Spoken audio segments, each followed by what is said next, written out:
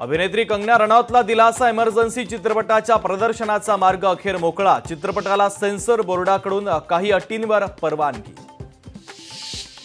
कोल्हापुरात बंदी असतानाही गणपती मिरवणुकीत लेझर लाईटचा वापर। लेझर लाईटमुळे तरुणाच्या डोळ्यांना गंभीर इजा। बंदोबस्तातील पोलिसांनाही लेझर लाईटचा त्रास।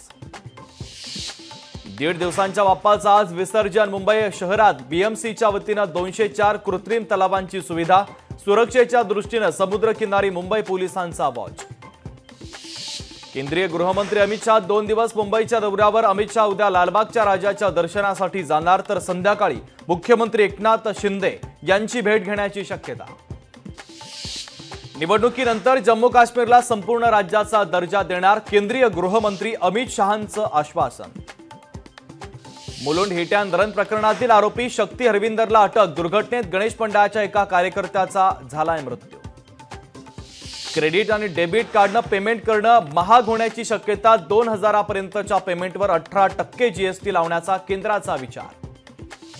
पंजाबमध्ये विजेवरील अनुदान रद्द। इंधनावर पुन्हा कर। मोफत सोयी सुविधांची घोषणा। आम आदमी पक्षाच्या अंगलट। करवाढीच्या आप आदमी पक्षाच्या सरकारच्या निर्णयावर विरोधकांची जोरदार टीका। भिकेला लागलेल्या पाकिस्तानला लॉटरी। पाकिस्तानच्या समुद्रात सापडले तेल आणि नैसर्गिक वायूचा मोठा साठा। जगातील 4थ्या क्रमांकाचा मोठा साठा असल्याचा दावा। मणिपूरमध्ये पुन्हा एकदा हिंसाचाराची घटना। 2 सशस्त्र गटांमध्ये झालेल्या गोळीबारात 5 जणांचा मृत्यू। पॅरालिम्पिकमध्ये भारताची घोडदौड सुरूच। भालाफेकमध्ये नवदीप सिंहला गोल्ड मेडल, तर 200 मीटर धावण्याच्या स्पर्धेत सिमरन शर्माला ब्रॉन्झ मेडल।